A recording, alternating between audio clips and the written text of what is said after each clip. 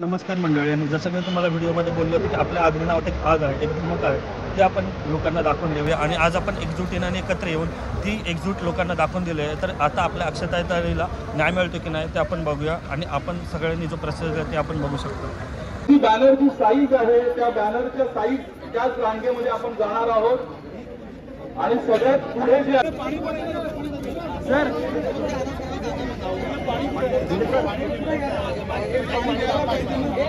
सहकार्य करा, त्यांच्या सूचना आपण ऐकायच्या. आपल्या अक्षताताईला न्याय देण्यासाठी शासनाचं लक्ष वेधण्यासाठी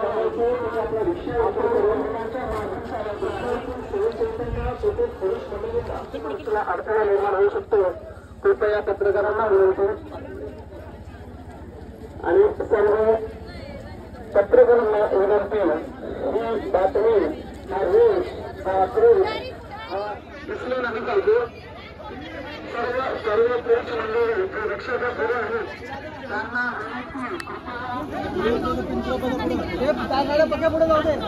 आरोपीला फाशीची शिक्षा द्या.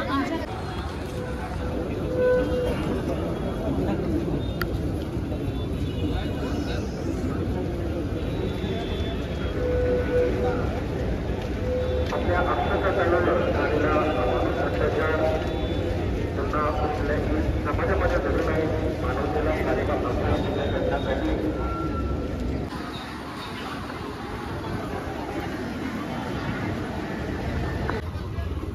या ठिकाणी जमलेल्या महिला यांना विनंती असेल, महिलांच्या मागे तुम्ही राव मार्चला सुरुवात करायची आहे. महिलांच्या मागे आणि पुरुषांना असेल, पुरुषांना विनंती असेल तुम्ही महिलांच्या मागे राव मार्चसाठी सुरुवात करायची आहे. कृपया आपल्या मुख्य दलाच्या मागे अनेक कुटुंबीय त्याच्या मागे चालत आहे. त्याच प्रकारे आपण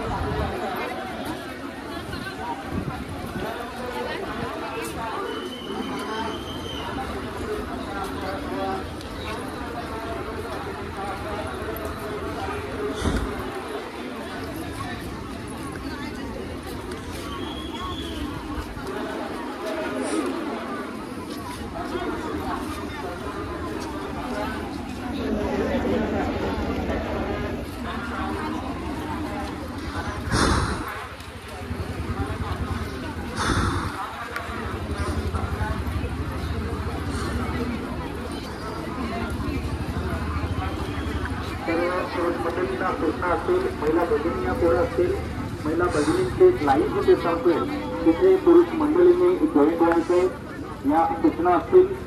महिला भगिनी या पुढे असतील, त्यानंतर पुरुष मंडळी हे जॉईंट होतील. सर्व नागरिकांना सूचना करतोय, आपण मुख मोर्चाच्या माध्यमातून शासनाचं लक्ष वेधतोय. कुठलीही घोषणाबाजी होणार नाही याचं स्वयंसेवकांनी सुद्धा काळजी घ्यायची. कुठलीही घोषणाबाजी होणार नाही, कुठलीही धक्काबुक्की होणार नाही. मुख मोर्चाच्या माध्यमातून आपण शासनाचं लक्ष वेधण्यासाठी आज आपण रस्त्यावर उतरले आहोत. पोलीस प्रशासनाला आपल्याला सहकार्य करायचंय.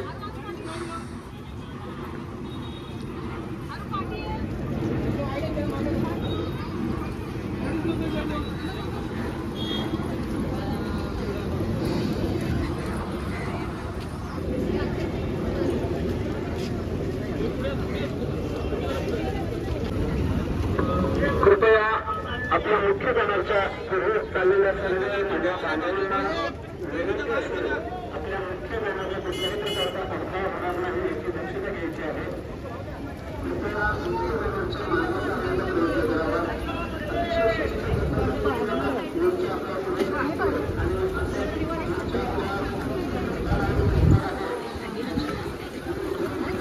लागले.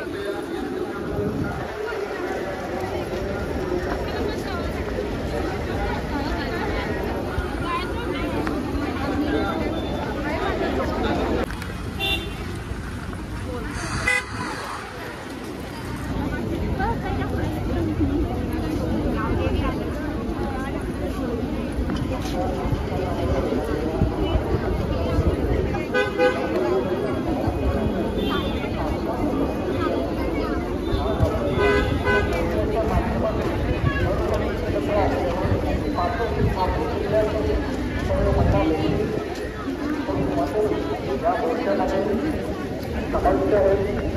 पोलीस प्रशासनाचं मोलाचं सहकार्य आपल्याला लाभत आहे. त्यामुळे प्रत्येकाचं आपल्याला आपलं कर्तव्य असेल पोलीस प्रशासनाला सुद्धा आपण सहकार्य करायचंय, त्यांच्या सूचनांचं पालन करायचंय. मुख्यमंत्र्यांच्या आपल्या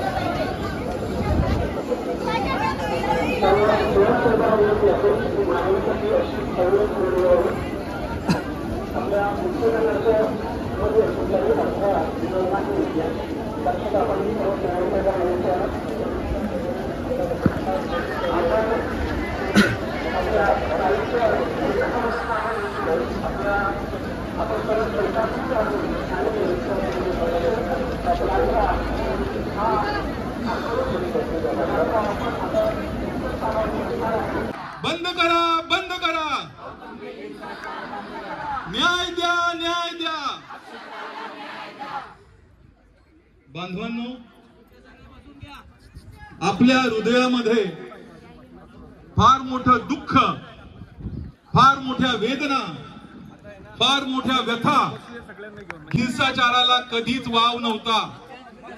आपण आपल्याला लेकीला पूजणारी लोक, लेकीला मान देणारी लोक, सुनांचे लाड करणारे लोक, बायकोला मान देणारे लोक आणि आईच्या शब्दाच्या पुढे न जाणारी लोक, असं असताना जर का आपल्या समाजात, आपल्या कुटुंबात जर का एखाद्या स्त्रीचा मानसिक छळ, शारीरिक छळ होत असेल तर तो समाजासाठी कलंक आहे.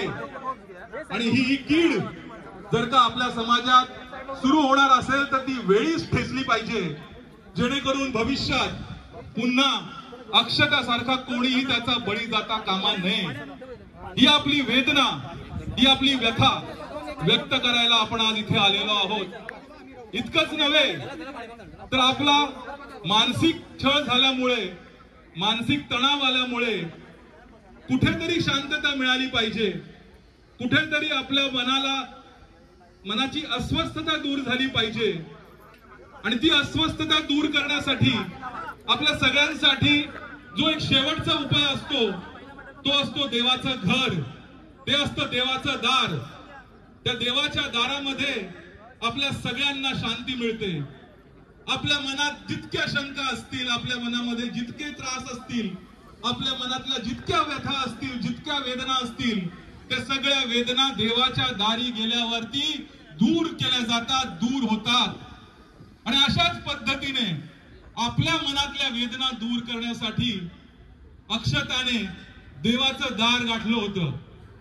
आधी आपल्या जवळपासच्या मंदिरांमध्ये ती गेली होती, तिथे तिला मनाला थोडी शांतता नाही लाभली, म्हणून थोडं लांब निसर्गाच्या कुशीत असलेल्या शीळ डायगर परिसरातल्या टेकडीवरील जे घोळ गणेश मंदिर आहे, कारण की अक्षता गणपतीची भक्त होती, त्या घोळ गणेश मंदिरामध्ये त्या निसर्गरम्य अशा ठिकाणी आपल्या मनाला शांतता मिळेल, आपल्या मनातल्या वेदना कमी होतील म्हणून देवाच्या दारी अक्षतांनी शरण घेतली होती.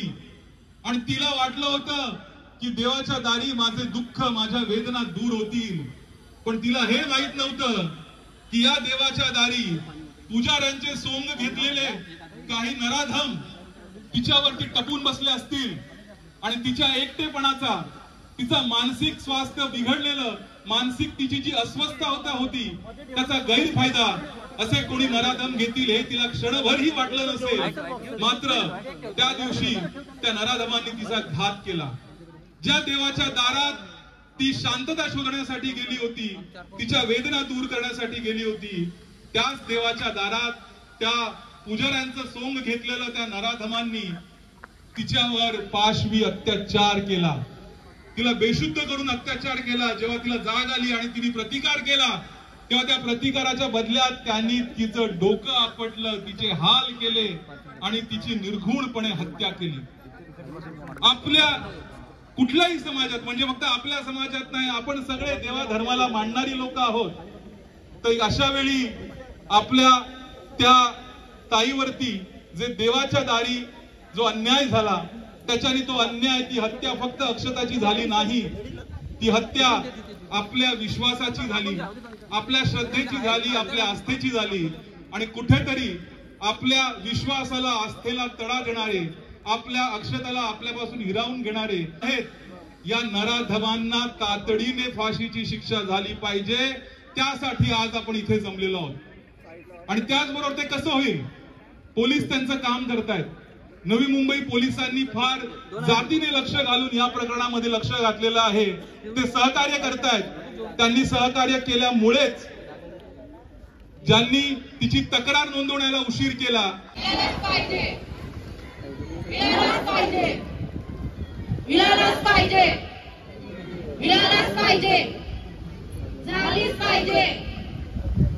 आता पुढच्या टप्प्यामध्ये जे त्या ठिकाणी तो जो गुन्हा घडलेला आहे आपण श्रद्धांजली देऊन आपण कार्यक्रमाची सांगता करणार आहोत. श्रद्धांजली कार्यक्रमाची.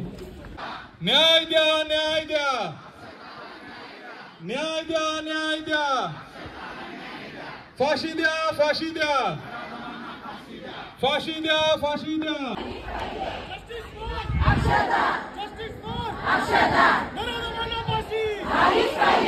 सगळ्यांना विनंती आहे की आपल्या कार्यक्रमाची आता सांगता होत आहे. सांगता होताना कृपया झालीच पाहिजे, झालीच पाहिजे, झालीच पाहिजे, झालीच पाहिजे, झालीच पाहिजे,